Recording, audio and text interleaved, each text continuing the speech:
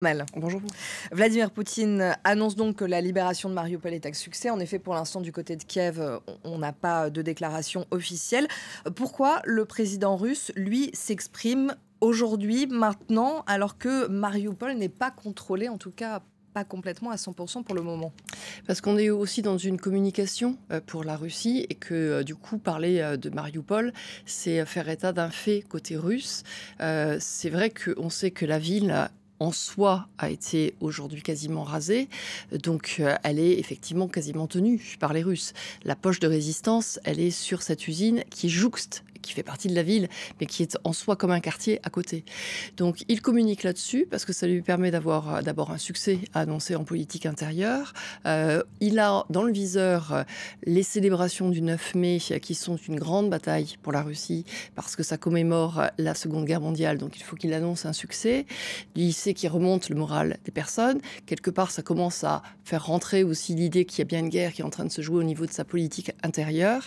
Et puis peut-être aussi que ça va lui permettre de dire qu'il va libérer un certain nombre de troupes qui du coup vont pouvoir aller au-delà de Mariupol et faire cette fameuse mise en tenaille du Donbass qu'il espérait tant par le sud. Alors, revenons sur cette poche de résistance qui se trouve dans l'usine d'Azovstal. Oui, alors c'est intéressant parce que en fait, il a clairement dit qu'il ne fallait pas donner l'assaut. Et là, c'est une terminologie militaire parce que on se retrouve sur un complexe métallurgique très particulier. On n'est pas sur une simple petite usine. On est sur une usine qui a été construite à l'époque soviétique. Il y avait 40 000 salariés qui pouvaient y travailler. 40 000, vous voyez, ça fait quand même comme une petite ville. Et en fait, en dessous de cette usine, vous avez toute une série d'étages qui fonctionnent par des tunnels qui relient les étages les uns aux autres. Et comme tout a été construit pendant la guerre froide, tout ça a été construit en abri anti-armes atomiques. Donc c'est extrêmement résistant. Une grande partie du métro russe ou du métro ukrainien d'ailleurs a cette crainte qui était là pendant la Seconde Guerre mondiale, l'arme atomique américaine qui allait tomber dessus.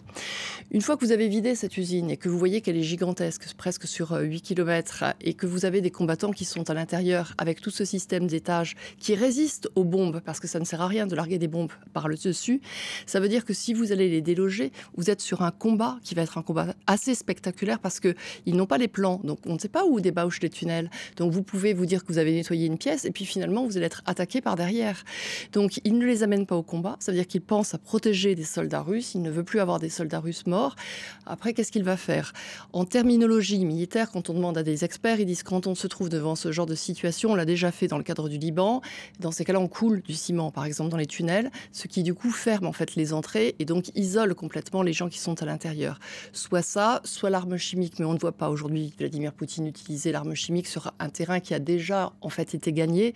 Donc c'est quelque part, c'est ça. Alors est-ce qu'il va les laisser filer? Est-ce qu'il va gérer les choses différemment? Mais on comprend mieux pourquoi est-ce qu'il dit on fait le tour de cette usine, mais on ne donne pas l'assaut. Merci Armel.